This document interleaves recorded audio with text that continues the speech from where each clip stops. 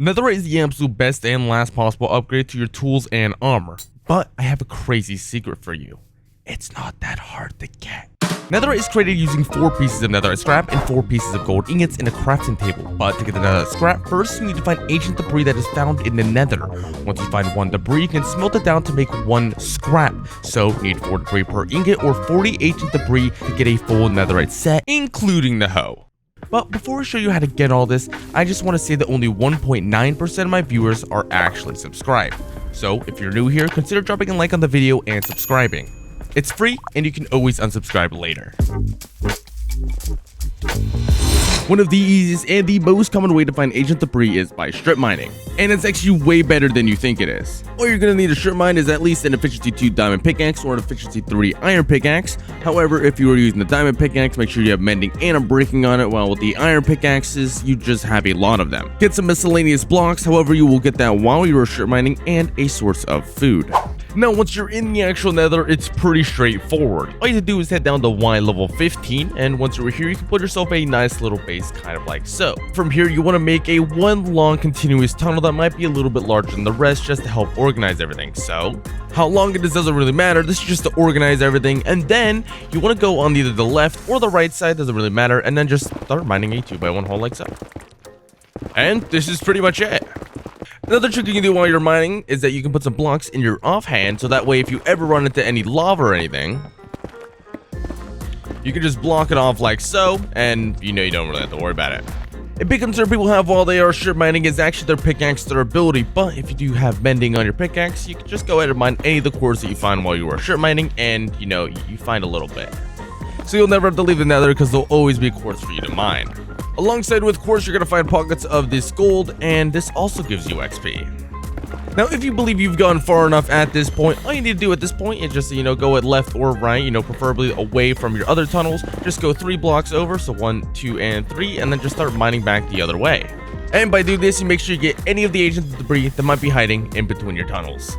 Bed mining is the most beginner-friendly method in finding ancient debris, and you don't need a whole lot. All you really need is a pickaxe, an extra set of armor in case you don't have mending, some blocks, food, and a lot of beds. Mining with beds is pretty easy. All you need to do is head over to Y level 13, and once you're down here, you can dig a little bit away from a little base that you may have made in the nether. And now once you're down here, all you need to do is go on the right side of your little strip mine on the 2nd level, your head level, mine 2 blocks like so, place down a bed, and then get a little bit away. You're going to go around 3 blocks away and then right click, and this is going to explode an entire area. And actually, we found ancient debris on the very first one. Double check to make sure you have all the ancient debris in the area. Make sure you do go ahead and on the bottom level, just punch out all the fire. And to make things simpler, you can go ahead and make sure that you keep this path straight so that as you're traveling back to go back to the overworld, it's not a pain to get all the way through. And once you've done that, just go back to Y level 13, mine a few blocks in. You only need to mine like 4 to 5, and then once again, go on the right side, mine 2 blocks. Place the bed down, step back a little bit, and explode, and bam, we found more ancient debris. Now, while you are mining, you may run into issues like this where lava comes down from the ceiling, but that's okay because if you are in the Java version of the game and click F3, on the right hand side you can see what blocks you were facing at through this lava, and you can search this lava like this to see if there's any ancient debris behind it. If not, just go ahead and turn your mind somewhere else and just repeat the same steps you have been with the bed, only 4 to 5 blocks away once again, and explode. But before we get on to the next one, give me a few moments of your time to talk about my sponsor, Apex Hosting. Apex Hosting provides high-quality lag-free servers for a good price, as well as offering 24/7 customer support, 2-click to install plugins, and if it's your first month, you can get 25% off. If you're interested, I'll have a link to them in the description below. TNT mining is one of the easiest ways to get ancient debris in the current version of Minecraft. While you are TNT mining, you're going to want at least 1 stack of TNT to make it worth your time, and you're going to want to be on Y level 13. Once you're on Y level 13, you can build your base once again, and just go ahead and mine out a little strip mine that's around 100 blocks long, or multiply your TNT by 4, and that is how far you should strip mine. Once you feel like you have mined far enough, go ahead and place down your first TNT on the edge of the strip mine, and then every 4 blocks, so 1, 2, 3, and 4, you're going to place another piece of TNT. And then you're going to repeat this progress all the way down to the end of the tunnel.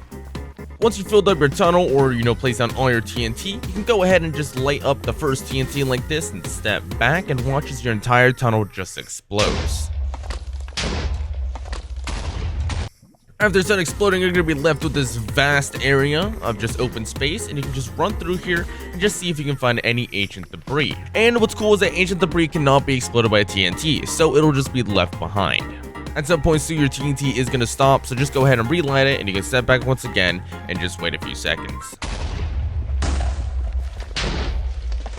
One of the funnest ways to mine for ancient debris is actually using end crystals. If you grab end crystals and obsidian, you need obsidian to place down these end crystals, you can actually mine pretty effectively. The only difference between end crystal mining and everything else is that you actually want to be on Y level 12 because the end crystal does not destroy down, it only destroys up. So as you go over here to mine, you're just going to want to mine a little bit away and then go ahead and place down one piece of obsidian, the end crystal, and then place a block in front of you. And then you just punch the end crystal like this and it explodes a pretty large area, and we found a piece of ancient debris.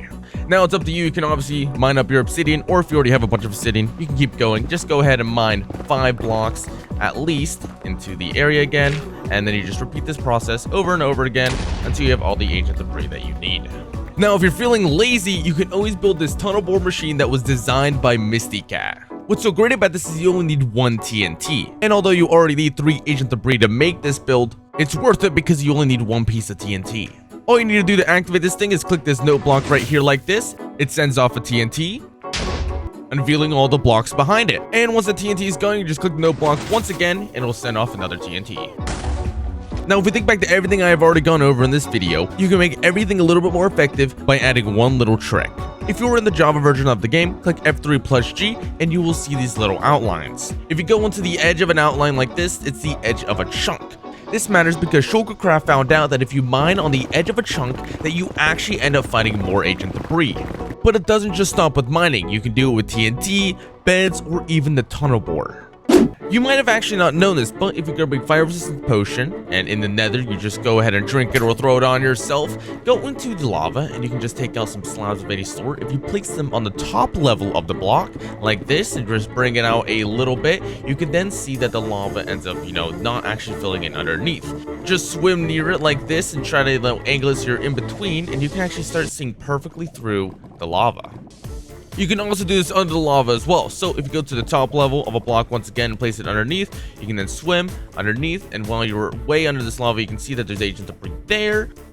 And now you can just swim down to the ancient debris that you would have just found and mine it out for yourself. Now the last but easily the best is the elytra. While you are flying around in the Nether, keep an eye out for bastions, because if you loot the bastion, there's a good chance you find netherite scrap or a netherite ingot. Plus, you'll get a ton of other useful loot like armor, tools, and gold blocks. Which you do need the gold blocks in order to make the netherite after you have obtained all the ancient debris. Thank you guys so much for watching to the end of this video. Just a reminder, make sure to check out my sponsor Apex Hosting in the description. And hey, if you enjoyed the video, make sure to go ahead and check out one of my other videos. You might enjoy those as well. Have a good rest of your day. Peace.